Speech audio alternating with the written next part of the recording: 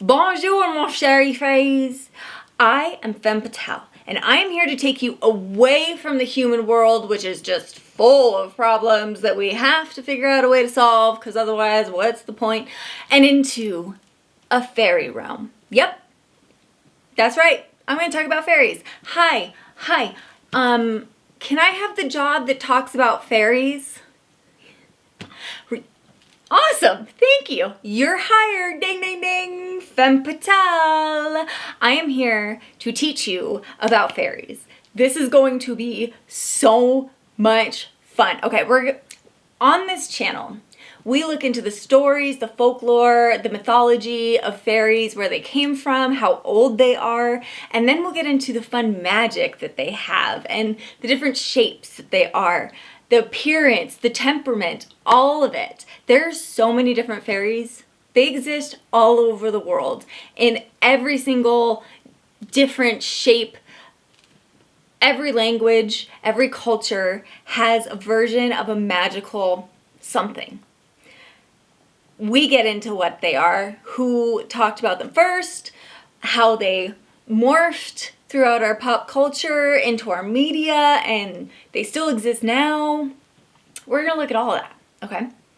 It's the coolest thing on YouTube. I don't know if you know, but I know it's the coolest thing on YouTube. And your grandma would love to watch this show. Are you kidding me? Babushka. Okay. Fairy aesthetics have exploded in our pop culture, and currently right now on Instagram and TikTok, there's hashtags like fairy core and fairy talk, and on this show, we lift each other up, always support each other. We support our influencers, we'll support our fairy people, anyone who posts or put themselves out there in the world of fae. I see you, okay? I am watching and loving everybody's content. And today I'm just going to say that there'll always be room for people in the world of fae, okay? Like anything that you want to be in the world of fae, there's a spot for it. Humans. Today we are going to dive into the fairy that I know. I call this fairy Puck. Any of you know what I'm talking about? When I was in high school, this is how I was introduced to this fairy. When I was in high school, in an English class, instead of reading a book, we watched a movie, per usual, public school system. We watched a movie called A Midsummer Night's Dream by William Shakespeare. He didn't direct it, he wrote it in 1594. This play that he wrote is pretty much an entire story dedicated to fairies. The king of fairies, Oberon, the queen of fairies, Titania or Titania. And then the fairy Puck was the friend of Oberon and caused all of this drama to happen, like serious lovers quarrel, all sorts of good stuff. And that was written in 1594. Excuse me, 1594. The 15th century. Like that was centuries ago. The fairy that I know as Puck, you might know as a different name. So there is a few different versions of what Puck is. I apologize. They are called the Puca in Ireland, or Puca, P-U-C-A, or Puck. And then this is one of the coolest things that I think was most interesting. Iceland have the Puke. The Irish have Puca or Puca. In Sweden and Norway, they are known as the Puke. Puke. I'm assuming there's a Puke, P-U-K-E. The Irish Puca is considered to be one of the most ancient creatures. The Puca is known to be incredibly mischievous, wants to cause trouble, a jester of the fairy court. The Puca from Celtic origins is a shapeshifter, which means that one of its powers is it can turn itself into something else. And I'm going to call it Puca because I think that's really cute. Puca, Puca. The Puka can turn into a rabbit, a goat, a horse, loves turning into a horse, a cat, a fox, a goblin body, which in the movie A Midsummer Night's Dream, they were portrayed more like a pan, which we'll get into later. They've been known to embody horses most often. It's said that no matter which form the Puka takes, its fur usually stays a dark color. So, don't say that dark colored animals aren't magical and amazing, because it could be a Puka.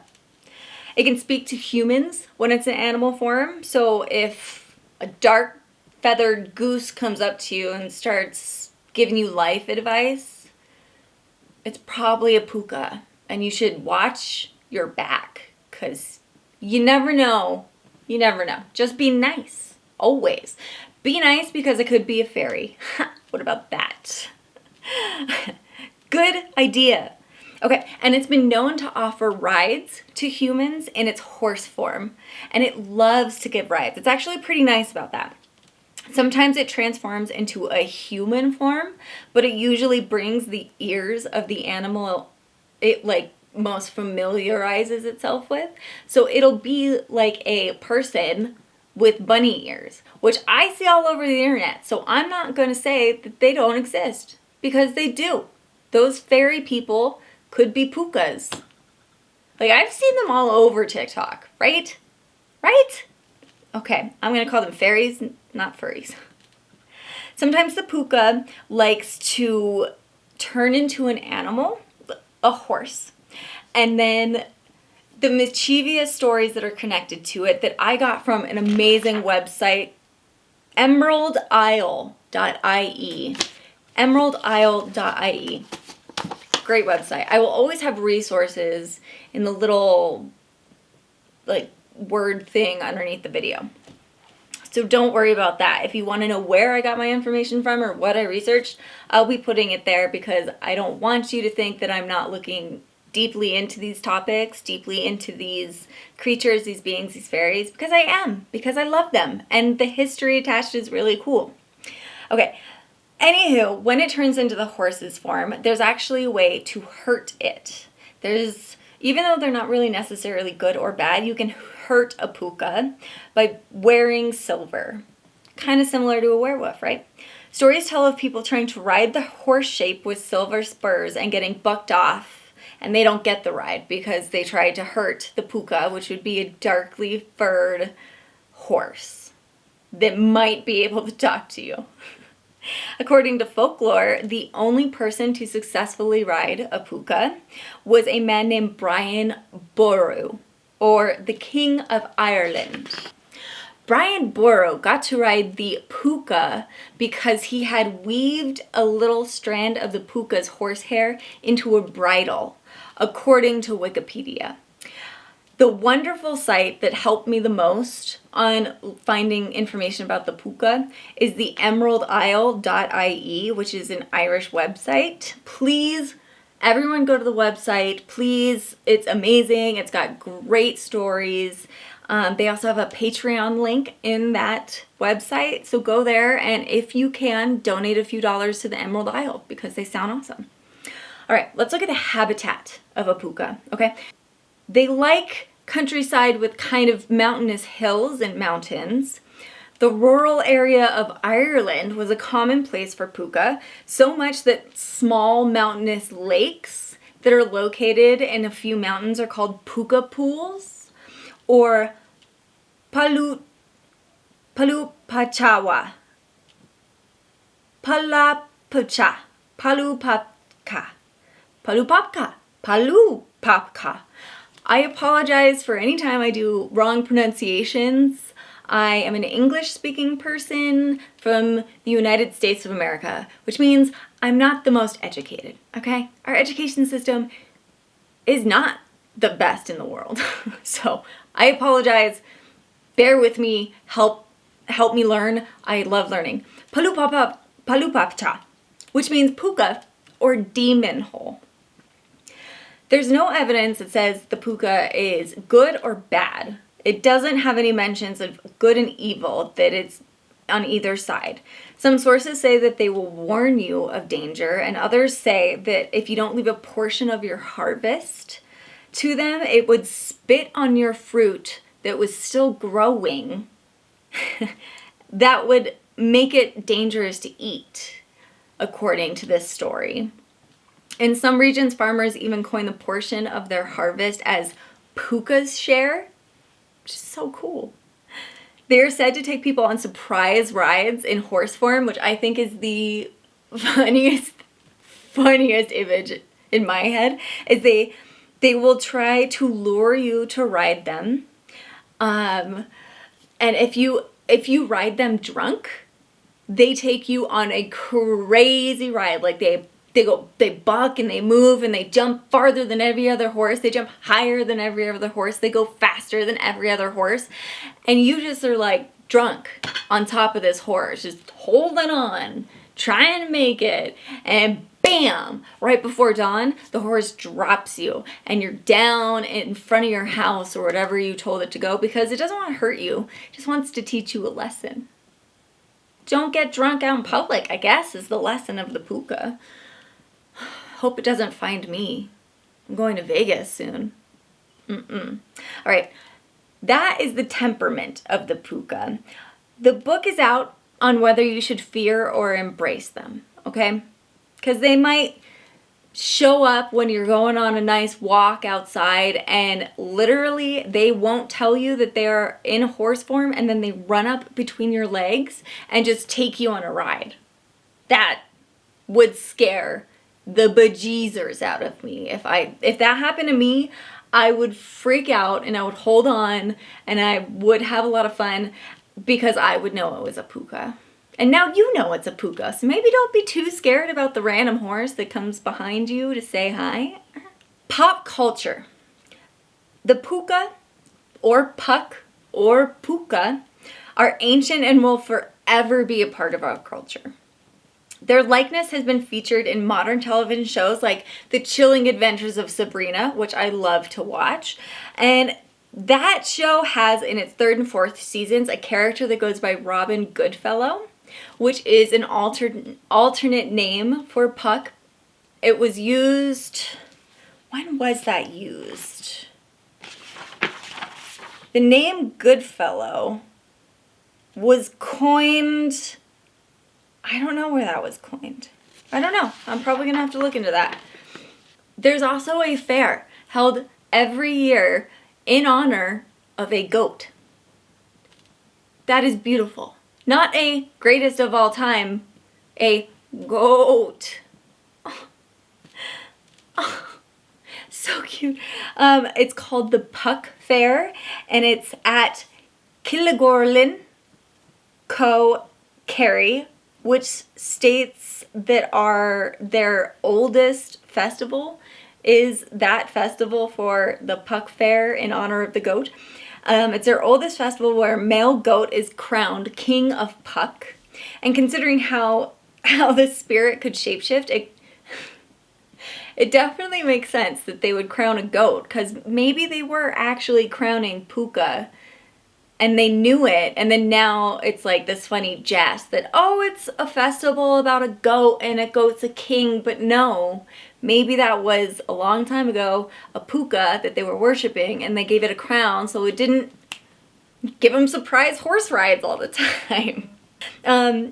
Pagan belief has a male goat or a Puck as a sign of fertility. This goat relation is probably why the Shakespearean version of Puck has goat legs and horns, or at least he has hooves and horns. The film version, 1999, starring Steve Tucci as Puck. That human? You are a great fantasy human, Steve Tucci. Bravo. Bravo. That character was so good. Thank you for being that character. The film interpretation of Puck was quite popular with the LGBTQIA community. In the 1996 RSC film Puck Kisses the Fairy King, I feel like that might be in the play. I should have reread that for this. It's so good. Go read the play too. Plays are awesome because they're your own movie in your head. Puck is mentioned in the DC Vertigo dark fantasy The Sandman in issue 19. There's also a Korean Tokyo pop by Yoo Hyun that mentions Puck in Faeries Landing. As if being a part of movies and television wasn't enough, Puck is actually enshrined in the space of the universe. Yeah. The planet Uranus, its 10th moon, is named Puck. What? They discovered it in 1985 and its name is Puck and it's out there and it's hanging out by Uranus and it's gorgeous. The mischievous spirit Puca really has embedded itself in the storytelling of all of our medias, from social media to movies to comic books. There it is. Now you know that fairy kind of came from a few different cultures, and what we know or what we first discovered it as is beautiful and unique to each and every one of us. And I hope that you learned a little bit that was exciting and cool. I'm going to read a little thing that's from Midsummer Night's Dream play.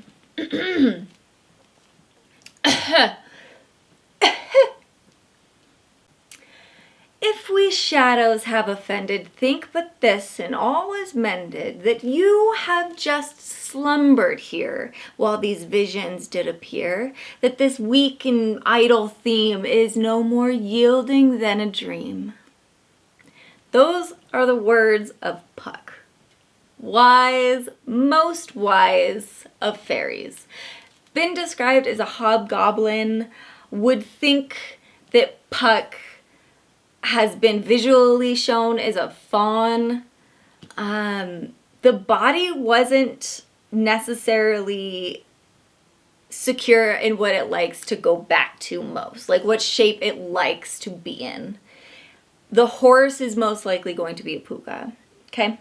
Just dark-haired animals might be a Puca. And they might switch it up and go to light hair too, so don't get too, like, I know it, you don't know. You don't know. You never know. You don't assume. We don't assume, okay? I hope you enjoyed this little trip into the fairy realm with me, Femme Petal. Please, please, please, please, please, please, please like and subscribe, comment, interact. Check out my website. Check out my Twitter. Check out my Instagram. Look at it all. Check out my TikTok. Find me on the internet and let's talk fairies. That's all I want to do. Liquid Death, I need your money so I can keep making these videos, okay? The fairies deserve it. Do it for the fae, all right? Anywho, if you need more because you're addicted, you can go to my Patreon. You can donate because I have a tier on there that if you donate, you get behind the scenes footage, you get folklore stories from me. Please go and donate because your money is going to be the money that I use in production value, okay? As of now, I'm not sponsored by Liquid Death, so au revoir, mon chéris. And remember, if you want to have a good day, then don't anger the fae. If you anger a Puca, it's going to straight up make you ride on its horse back and then buck you through town. It's gonna buck you. That horse is going to buck you. Buck. It is a word to describe the motion of an animal when it goes up and down to get something off of it. Buck. Buck. Ooh, I am skirting the lines of like PG-13 on this one. You should be 13 and watching this. This could be like 80-year-old, 104-year-old, 23-year-old, 15. This is an all ages show.